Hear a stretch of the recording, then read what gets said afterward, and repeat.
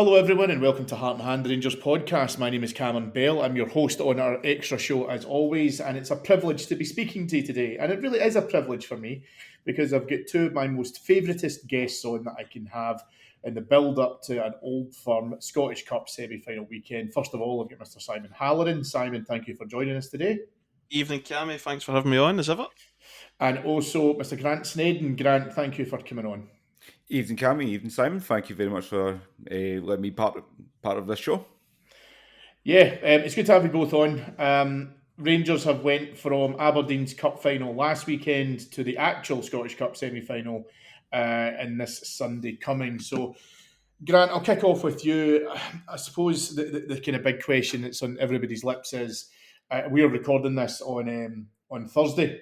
We haven't yet had an injury update, but of course that will certainly dominate the news and everyone's expectations of it going forward. Our main metric has obviously been the Aberdeen game. I'm very, very disappointed in what I saw at Pittodrie last Sunday. Have you been able to calm down from it and collect your thoughts in terms of what it could do for the build-up for Sunday coming? Yeah, I was very worried going into the game. I shared my thoughts with you all that I was worried going into the Pittodrie game because what we were witnessing was a decent run of form by Aberdeen. As you mentioned in the intro, Cammy, it's always their cup final when they come up against us, especially at Pittodrie. So I was worried going into the game because realistically they have everything to play for. Our league form is basically dead rubbers now with that one win away from the league. So it was a wee bit worrying going into it. I did fear the worst. I didn't think it would go as badly as what it did, mind you. That's a different story altogether. But since I've had the opportunity to calm down, it really is a tale of missed chances. If we take, especially the Sakala chance in the first half, you are talking about a different game. So it's down to how ruthless we can be. And the worry for me, and I don't know if this is something that you guys share, is that we aren't ruthless enough when it matters. Yeah, listen, I think that's perfectly fair. I could throw some other words in there, such as we're not efficient enough. I think Simon, as we have went through obviously the Aberdeen game and watched it back, and we've discussed our failings, and there was plenty of them and stuff as well. The hope was that we would have been able to put Parkhead out of our mind in terms of where we could have done a hell of a lot better. That didn't happen because I'm not willing to accept the fact that there obviously was some fortune around certainly the first Aberdeen goal. But the bottom line here is that you make your own luck. You look at being able to put those chances away. We had, to my mind, at least 3 or 4 chances that absolutely should have been finished, and we were the masters of our own downfall. So, as much as we can talk about being ruthless, I think efficiency has to come into it, and I think that when we are looking towards a team, and I'm gonna call this for what it is. Sunday is the final, right? If you can win on Sunday, then as far as I'm concerned, irrespective of who happens to win on Saturday, you are going to win that Scottish Cup, barring a major problem. There's a chance here for us to be able to try and finish the season in somewhat of a high. My hope was that we could have shown some improvement of that against Aberdeen at Pittodrie, and it just failed to materialise on a number of fronts. It did. I was on the post-match with David at the time and Ross, and that's what we kind of all surmised was a missed opportunity to build some form after Celtic dropped a point, just to try and keep on their coattails a wee bit in the league and just push on a wee bit further, just to get the heads up with a bit of confidence to get this next game. And to be honest, I didn't see it coming. I said that at the time. I felt, we'll probably go on and win 2 or 3-1 up there. But no, Aberdeen, you could tell after the first couple of minutes, well, not couple of minutes, after the first couple of missed chances from ourselves, that it wasn't going to be our day. Sakala on another day might bury that chance, although that remains to be seen if he gets that type of chance at the weekend. I wouldn't put any money on him scoring it. But no, that first goal, as you say, for Scales, complete freak goal. Second goal was us all over. Just that all at sea defence, Davies and Borna Barisic at the back post, just failing to track Miovski. and he gets in there and buries that header. So yeah, I'm hoping we've used the whole week on the training field to sort out a solid defensive unit this week to try and cut out those easy goals, because it's always the same type of goals that we lose. And most of it's all our own doing. I would think with a whole week of training that they can hopefully finally nail this out their system once and for all. See, it's interesting because if you rewind the tape and we go back to this time last week, we were all talking in our respective group chats, so on various forums, we were talking about it on our Patreon site, throughout a number of pods throughout the week, that the build-up for the Aberdeen game was really talking about who, if fit for selection, right, because we've had some key injuries, which we'll talk about in just a moment. But if you're fit for selection and you're able to be considered, this is your opportunity now to put yourself into that mindset of the manager to say, you know, I have now will use the game against Aberdeen as an opportunity to get onto the park. You may not start, you might not be in contention for a starting 11 space, but at least a space on the bench, and I can do things. And I think a number of players failed within that regard. I think we're now at the space, and I think, Simon, I'll stick with you on this one, because I think you and I are certainly the same thought process that, you know, guys like Alfredo Morelos.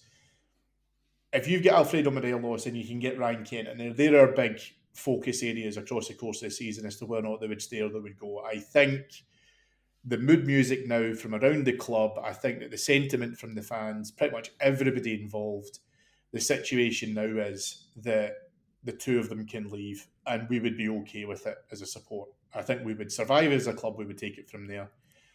And my hope was that although, you know, the younger Alfredo Morelos, the slightly more immature Alfredo Morelos, when he's went up to Aberdeen, he's been deliberately targeted by both our players and their fans.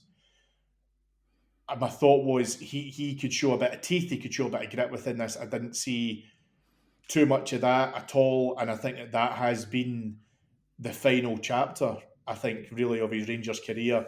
This coming up on Sunday, for him, for Ryan Kent, and maybe more of them, it really is the last dance for them.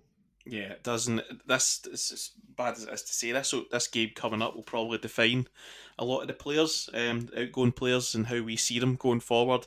I've seen stuff like stuff these guys saying we're sick of them and whatnot. It's not got quite to that level for me. That we're at 2016 sort of 17 team was at the time, but yeah, and I can see a lot of fans' views on that. But no, it's a last chance, last dance, as you say, for the two of them. Kent and Morelos, I think we're kind of accepting, yeah, both have gone. They've done as a turn in the past. This season, it's just not happened for them whatsoever. Kent especially, I still think he might have one big performance in him, but I really hope that it's this weekend. Morelos, he's going to need to play. There's nobody else up there. I don't know about Cholak's fitness. I wouldn't even start him against Celtic anyway, to be brutally honest. So you're hoping for a Morelos turning back the clock 3.5 years to December 2019 and hoping that he can put in that sort of performance that he did at Parkhead that day, because that was really the last time he stood up and be counted for me in a Rangers shirt longer term. He's done a handful of games here and there, European games, a couple of games in the league when we won 55, but apart from that, he's been on a downward trajectory now for about 2 or 3 seasons. There's a lot of players who owe the fans a hell of a lot this weekend. Defence, you're talking about Ben Davies as well. Can he turn up if he's going to start? Lundstrom in midfield, I'm assuming he's going to play as well. For me, he's so far off it this season, and I believe he knows it himself with the way he's been talking in the media the last couple of weeks. So it's a big one for us. Players will be departing the club. It's needed. A clean break for everyone is needed, for the players, for the club, for the fans. It will come. If the right players go out the door is a question for me. I still worry that Michael Beale's going to hang on to one or two that should really be out the door this summer. And is there anyone in particular that you can think of that you'd be happy, I suppose really happy to see stay, happy to see leave? Who do you think is going to be your key players for Sunday coming up? I mean, who's going to make the difference? Let's hope, right? And again, like you say, we're recording this before we're fully confirmed with it. But let's hope that we're going to sit here and say that Connor Goldson is fit and available. Connor Goldson has to play. For these players who may be leaving us pretty soon, we need to think about how much we can get out of them. What's the tune that we can get out of them at this stage now? Yeah, there is. I'm trying to think the ones that's leaving. 3 of them are probably going to start, and Alan McGregor, Ryan Kent, and Morelos, so they'll start the game. James Tavernier's a big one for me this weekend. He's obviously going to be up against Maeda. I don't want to see Tav being pushed back as often as he has been in recent games up against him. It's time for him to stand up in this game again. I know he did in the last one, the 3-2, but for me, especially games at Hampden, he should be tearing up that park. He's got it in him to really damage Celtic, as we've seen last year in the Cup semi-final. That day I felt Tavernier was fantastic for us. So I'm just hoping he's a big game player for us. Midfield, Raskin, I'm assuming he's going to be fit. The question mark is who's going to partner him in there. That's a big one for me, because it's really looking like Lundstrom just now. Has he got it in him? The last semi-final last year, he was outstanding when he was going through his purple patch. We've just not seen it at all from him this season. So, yeah, big calls all over the park, and I wouldn't like to be Michael Beale over the next 24 hours, 48 hours, because this is probably the biggest decision of his Rangers management career so far, because this game, even though it won't define his management career at the club, it's going to define a lot of these players, as I said. So, yeah, big decisions to come, and I really hope he gets it right. Yeah, Grant, I think that there's definitely something to that where, I think that, you've heard the sentiment from Michael Beale. You've heard the fact that, he's kind of flirted with some of the language that he's used with regards to what we're talking about. He's mentioned rebuild before. He's now talking about a revamp. I suppose you can call it whatever you want, but he knows that, a big change is required. Whether or not you could get to the actual stage of truly clarifying what a revamp or a rebuild means. Are you talking about 5 players? Are you talking about 20 players? You just don't know. There's also, and let's be honest, right, there's an expectation of realism that we have to have in there, because you're not going to be able to have the kind of level of clear out with it. And we're passionate about it, right? We are borderline stupid about it because it's our football club, and logic tends to go out the window whenever you're talking about these things. It's why we have such a scorched earth approach to this when we lose at Pittodrie, when we narrowly lose Old Firm League games, etc., etc. But the manager also has, he's not fooling anyone. He knows the fact that there has to be changes. Is the Scottish Cup for him, I'm not saying for a single minute Rangers can just simply ignore tournaments per se, but let's face it, nothing's going to change whether we win the Scottish Cup or not. What he needs to channel into is the desire of the players to be able to leave the club with another, for some of them, with another Scottish Cup winners' medal in their pocket, or it's just a case of being able to try and turn up and hope for the best. No, I was listening to what Simon was saying there, and I fully agree with what you were saying in regards to it will define how the fans view a lot of these players, especially in the short term, if they go on to leave the club in the summer, because this team has a perception, whether or not it's fair is up for a different debate, but they have a perception of not being able to be counted when it matters. They've lost quite a number of big games, cup finals, cup semi-finals, important league games as well. So it will go on to define quite a lot of their Ibrox careers. For Beale itself, it's important that he wins on Sunday, because it will, again, fairly unfairly give an opinion of the fans of his suitability for the role going forward and being able to wrestle this apparent dominance that Celtic have over us at the moment. It was, barring last year's Scottish Cup semi-final, was the last time we beat them, August of 2021 in the league, the Philip Helander goal. Yeah. So it's a long way back to record a victory over Celtic, given the dominance that we had over them in the 55 season. That power shift has swung so drastically in such a short period of time. So the squad definitely do owe us this one last hurrah of showing that they can actually stand up when it's counted. the selection is obviously going to come down to injury, especially in defence. We know that. So we'll just see how that plays out over the next 48 hours in regards to the updates that we have. But I don't think that he'll be taking this game lightly. He will see this as an opportunity to show to the support and to the players who he is going to hopefully get incoming over the summer that he has the ability to build Rangers into a force. And I think he goes back to see the final 6 months, Cammy, of the 06-07 season when we started off with Paul Le Guen and then we ended the season with Walter coming back. It goes back to that season as well. You could see how important the Old Firm victories were in that season for going on to the 07-08 and then the following campaigns from that. Stuff like that matters, even though in the grand scheme of things, in terms of lifting the shiny things at the end of the season, it doesn't matter. It matters for putting down a marker for next season. So this realistically is his last opportunity to make it meaningful. And listen, Simon, I do want to pick up on a great point that Grant's made there, because I think that if you remove, and it's weird to say this, right, because we're in the situation now, as bizarre as it sounds, because let's face it, the league game at Ibrox now against that lot, it's going to be a dead drop, and it will matter not a jot. No. I think in a worst case scenario on Sunday, if we lose, then I would be a huge advocate of being able to try and get in as many youngsters as we possibly can for the remaining league games, just to give them a bit of experience in the first team, is my honest gut feeling. It's almost like what Walter used to do back in the 9-0 period when the league was won with a few games left to spare, and you saw guys like Craig Moore and Charlie Miller being able to try and come through and get a few games and stuff. So let's stay positive though, and let's think positive and hope for what we can. But I think that to Grant's point, there is a element of this where it will, I think, serve us really, really well if you remove the context of us potentially winning the Scottish Cup if we get through the semi-final. And that's with due respect to Falkirk and Inverness, right? But to be honest with you, they'll be thinking exactly the same. I think that they will be, struggling to feel any kind of confidence playing whoever they're going to be playing in the Old Firm when it gets to the final.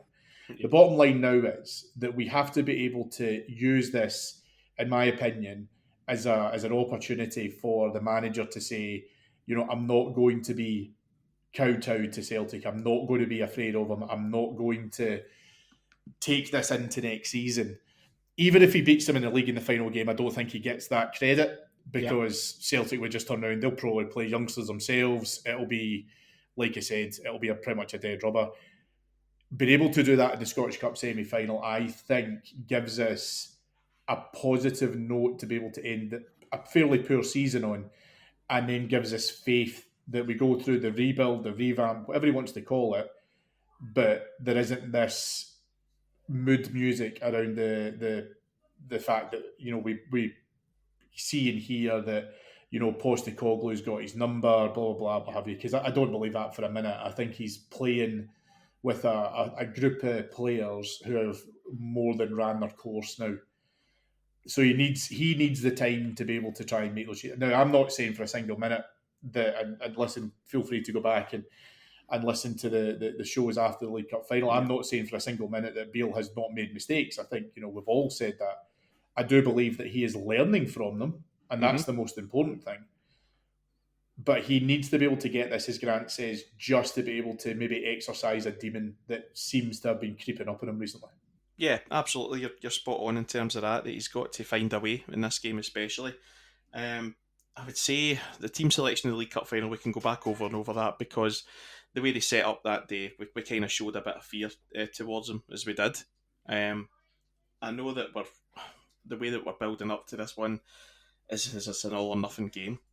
What I would say is, for Michael Beale, it's one where he's not getting much selection worries to go. He's got selection worries to go on, but he's not getting much to go on up front, midfield. So the key areas are decimated. It's all about how he works around it. This is where his tactical ability comes into the fore. Has he got it on him? I do believe he does. It might not come in this game, but in time, it's definitely going to happen for him at Rangers. I've got no doubt about it. This one might just come a little too soon.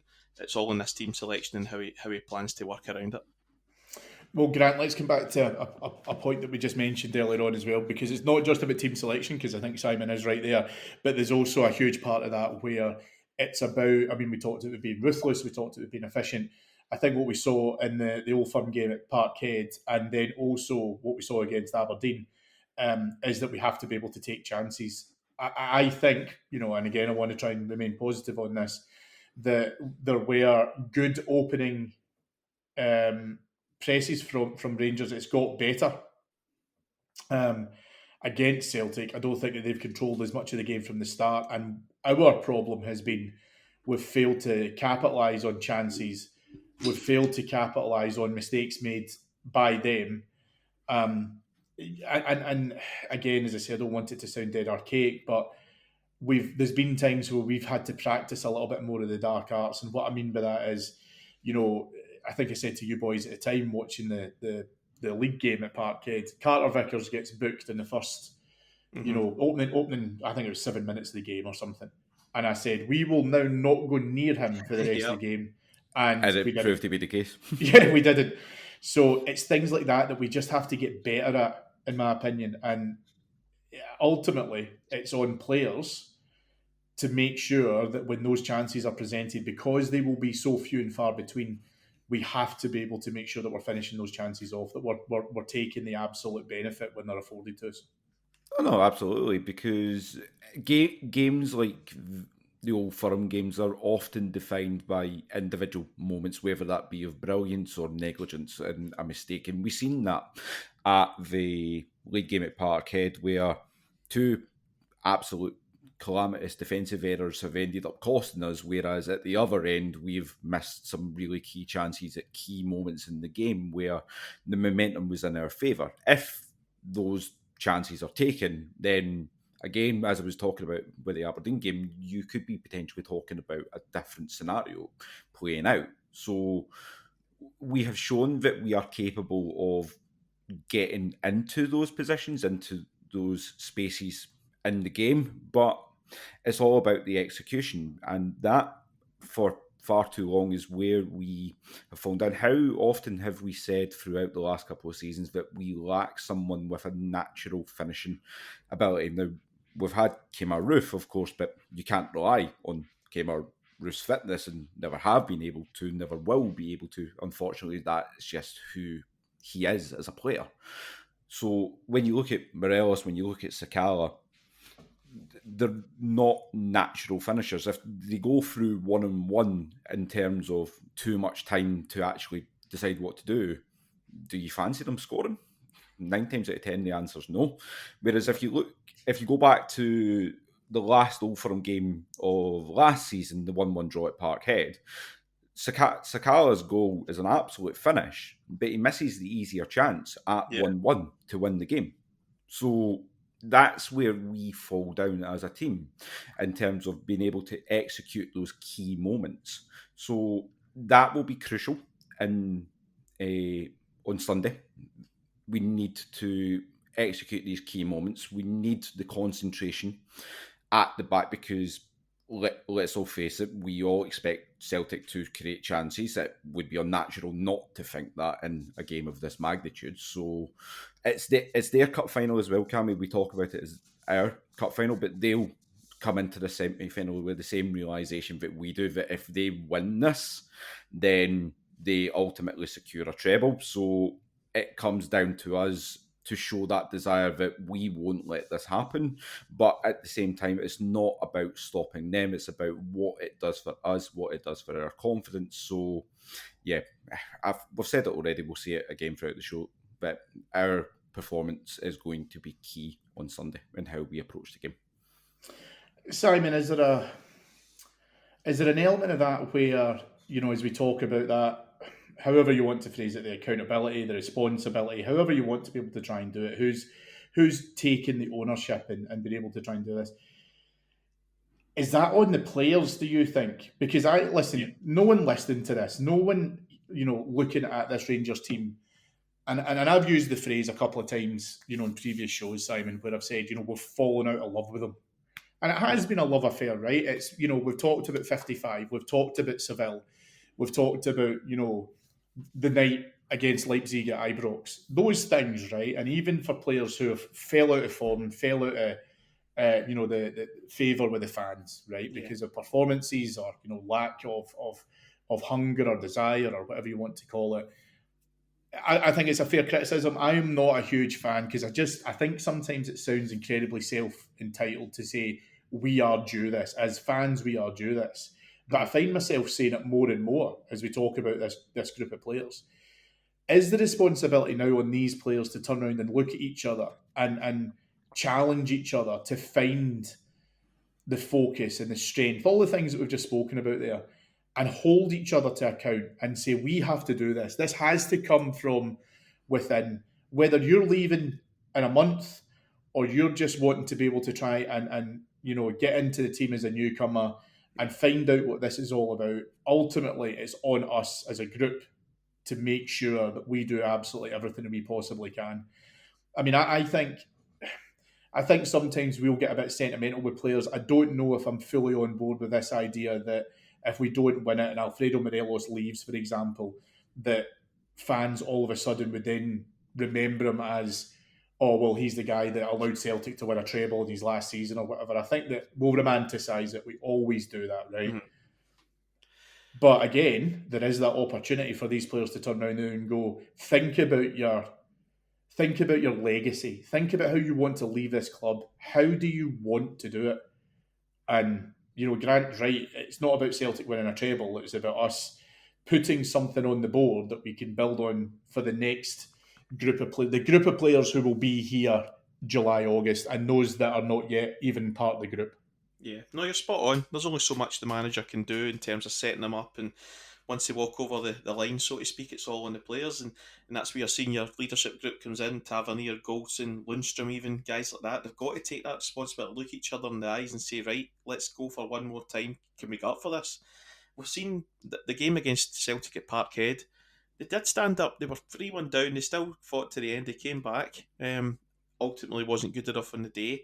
The game, the 2-each draw at Ibrox, I felt, massively unlucky that day, but the game plan was spot on. Beale had the press, but apart from the first 15-20 minutes, the press was spot on. And that's where Celtic make a lot of their errors, and that we should take heart from that. See if we can press them high, keep her up to Hart, useless with the ball at his feet. If we can get right onto him, their defenders, they're quite panicky at times with ball at feet, Starfelt especially. We've seen that at Ibrox game as well, even the game at Parkhead. So all hope's not lost, and the players have got to take heart from. They are good players. They are a good set of players as well. So there's always hope to win this game. And it's just a bit of belief they need, and I would say 9 times out of 10, the team with the most belief on the day will win it. It's all about the heart and endeavour, and that's what I want to see on Sunday. I want to see guys like Lundstrom, the performance he put in last year in the semi-final, putting Celtic players up in the air like Callum McGregor and Hatate after 5-10 minutes, showing a marker, showing that you're there for the game and doing your utmost to make sure we get over the line. If we can do that, half the battle's won already, and I'd like to see us stamp our authority early in the game. And for some strange reason, I think we will. It's not strange, my friend. It's just your optimism. It's why it's why I love having you on this, so that we can talk about why we're going to win it rather than just being the doom and gloom. Yep. Grant, I think that Simon talks a little bit there around the idea of how do we get into a space where we see players that understand the depth and the breadth of this and stuff as well. And for what it's worth, I do think that legitimately exists. There is an element of it though, where if I was Michael Beale, what I'd be saying to players, and Simon's just made that point around, we get into creating these chances, we generate these opportunities. What I'd also be saying to players is, and I'm not necessarily wanting to just purely pick on Fashion Sakala here, but what I'd be saying to these players is, don't panic. You've created the chance, you'll create others if you miss them. Just focus on what you're doing and continuing to cause them problems. And it's the old Scottish phrase, I don't lose the heed, but what I'd be saying to them is just make sure that you continue to get into those spaces, to create those opportunities, because eventually, if you create enough, one will go our way. No, you're spot on, and I go back to the Carter Vickers booking, Cammy, which you were talking about at the last league game. That is another example of keep doing what you're doing. Like, you put pressure on him to make the mistake in order to Morelos get of the booking. old would have been straight on him. Oh, exactly, exactly, Simon, exactly. And that then goes, right, that was 7 minutes. Game plan has started off well. You've got one of their defenders on a booking. He knows he can't make a rash tackle anymore. Keep on him, keep running at him. And you seen it at the league game at Ibrox, the 2-2 draw, where Sakala just kept on running at Juranovic and absolutely played him off the park. Juranovic had no idea how to deal with him, and it resulted in the two goals that we got, and it was Fashion who was key in getting the penalty for Tavernier to stick away as well. So, like, we already have some body of evidence that we are capable of causing this Celtic defence problems. It's about sustaining it, and once we have a proven outcome in the game, whether it be a booking, whether it be a chance or a goal, hopefully, then it's about not resting on those laurels and then going for more, and that is ultimately where the game will be won or lost.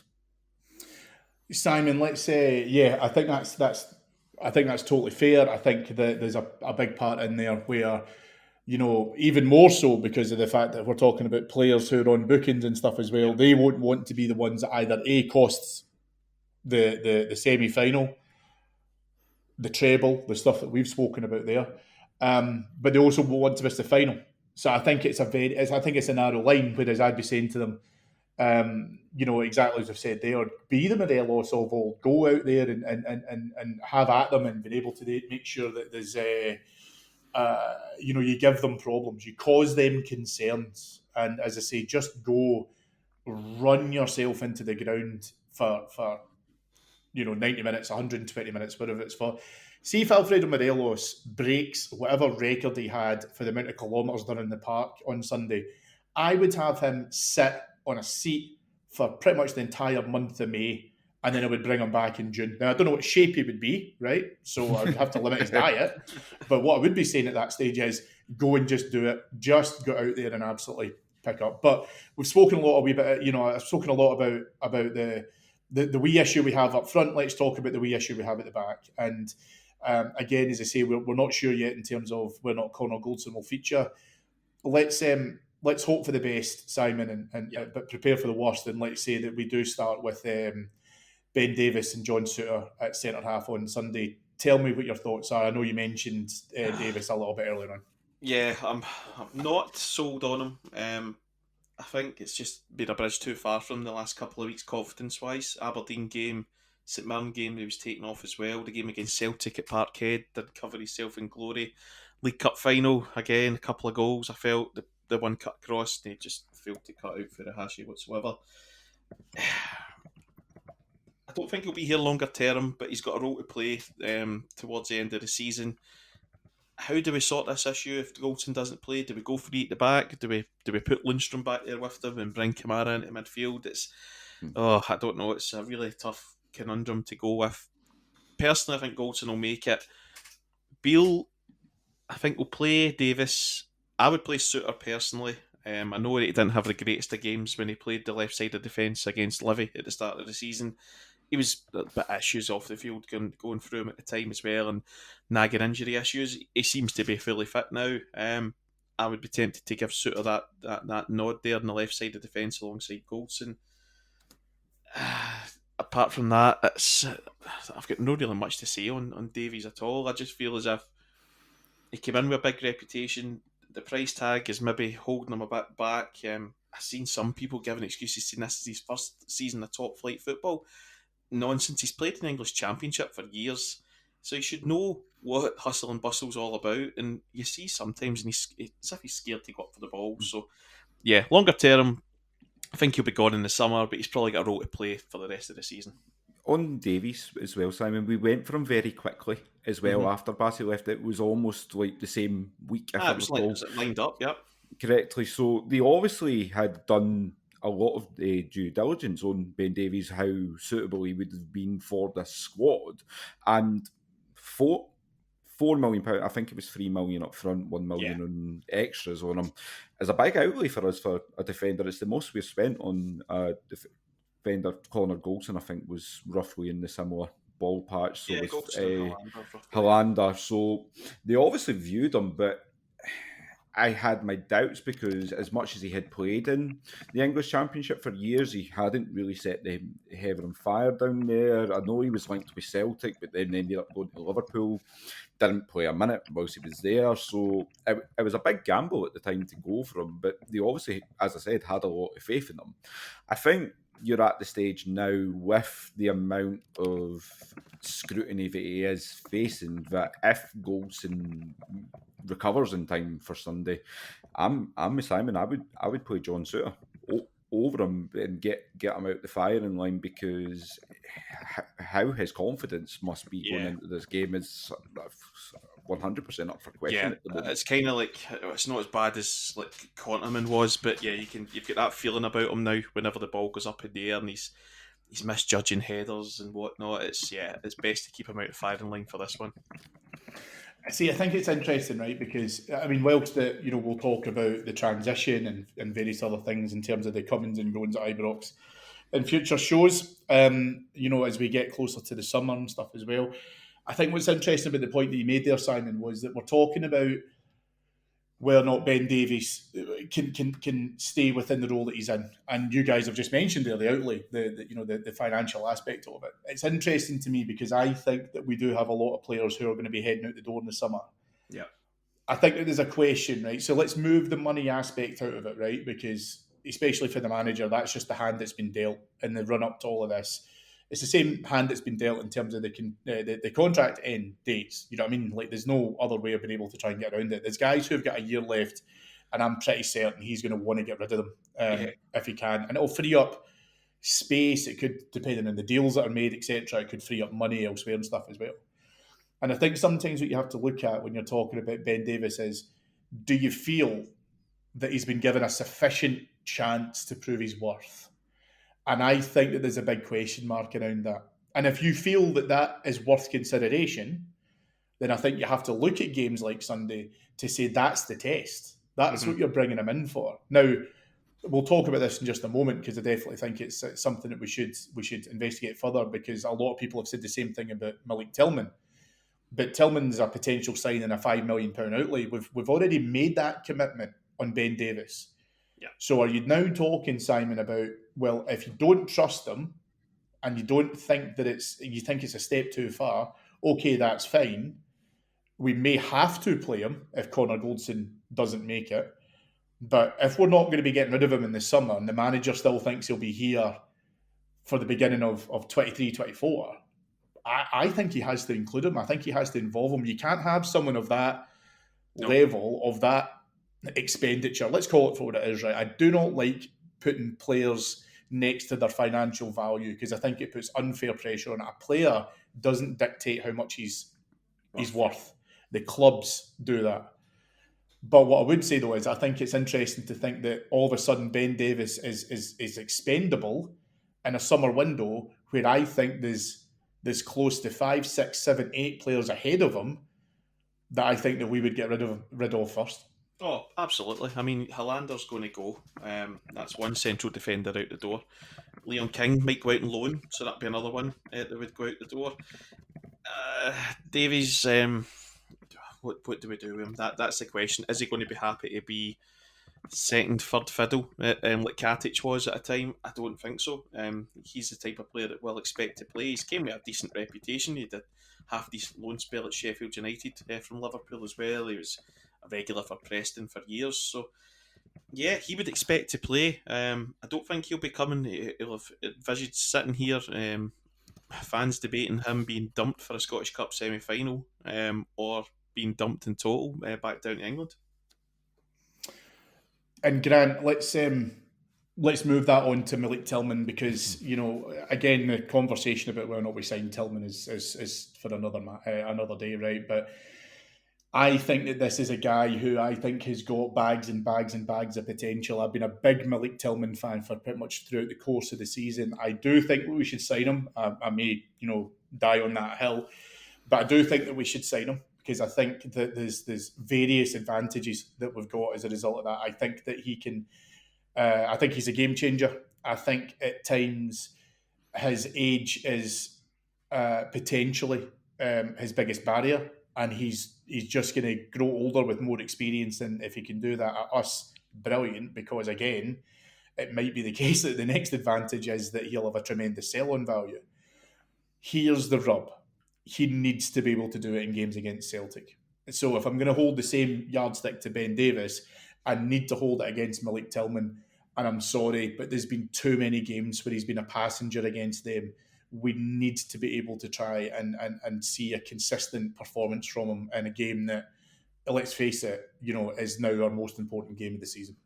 Which is fair. It's an entirely fair argument to level against them, but at the same time, I would counter that argument with, do we fully pin our hopes on someone who is playing their first professional season outside of academy football?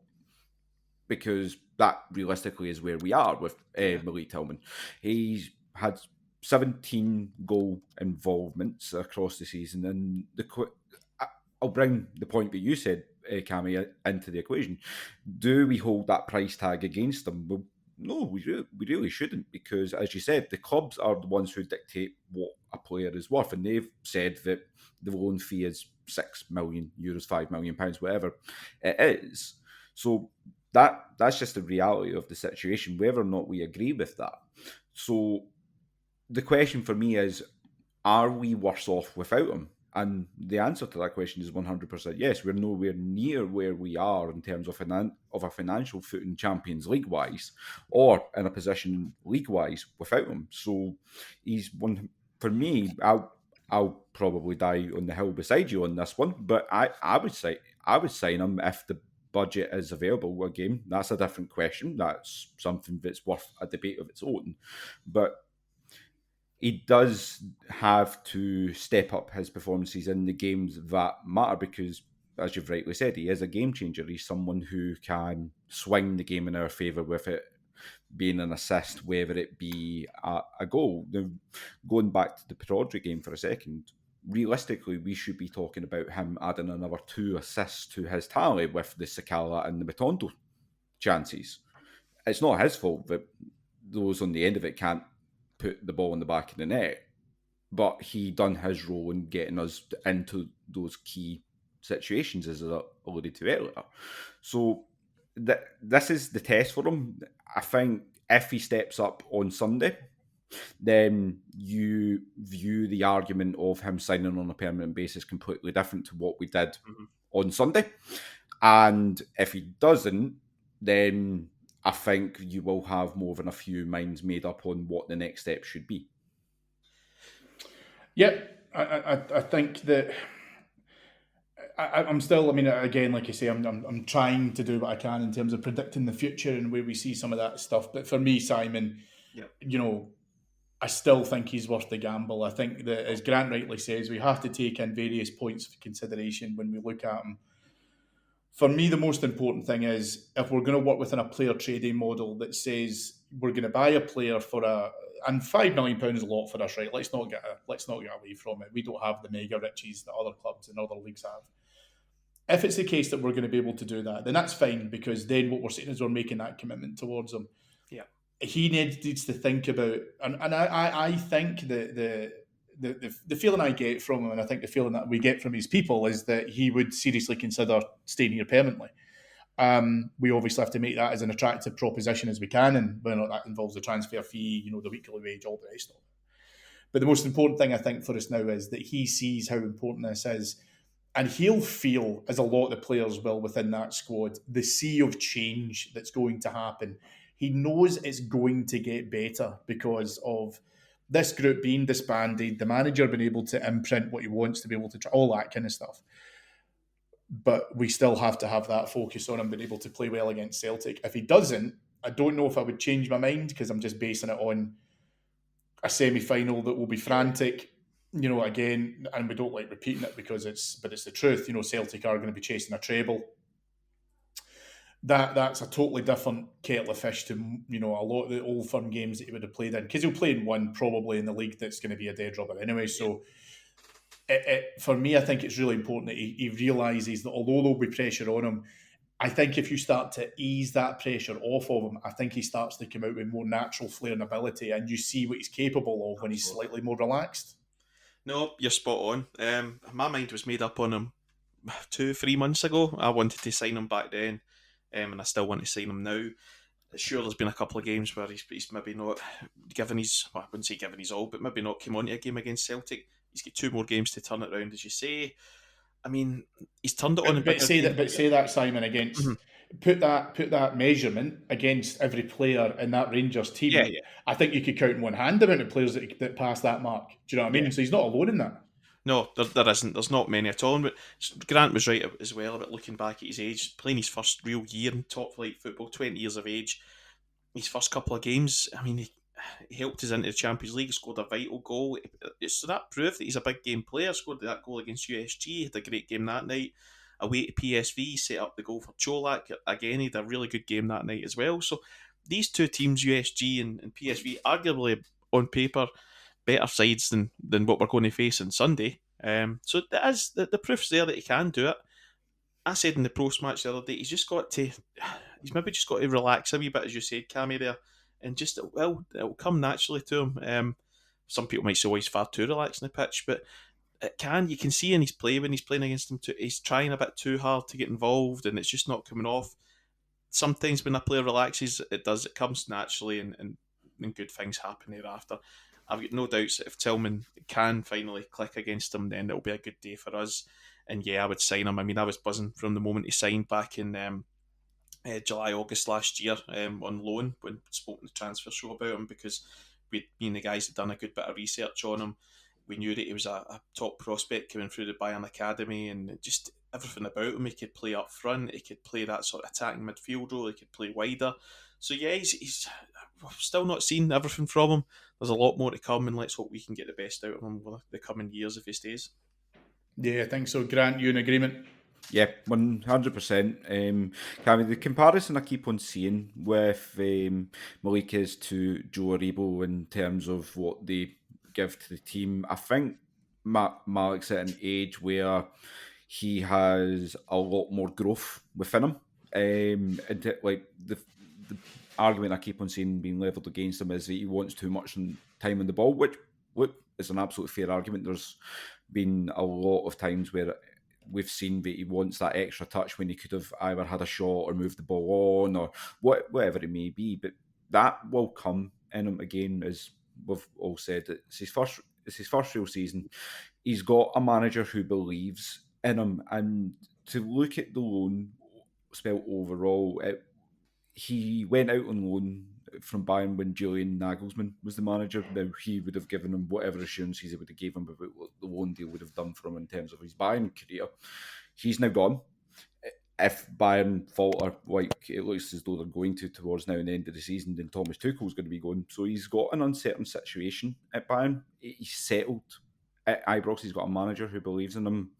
If he wants to make this deal happen, then yeah, I think it's something we should jump on. And again, as you point, Cammy, if we are going to operate a player trading model, then he's the perfect example of what should actually go right within that.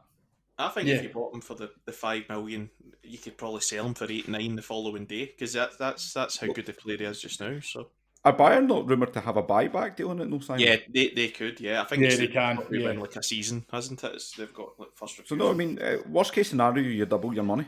Yeah, for sure. I mean, like you say, I think it's an argument for another time in terms of what happens. But I think that when we, and whether we like it or not, it's the truth, right? It's going to be based on the games that we play against Celtic. It's not going to be based on the games that he might run riot against. Aberdeen, Motherwell, Dundee United, anyone else in that space. It's always about what he's going to be able to do against our league rivals and what he does, as Simon's pointed out, on a European stage.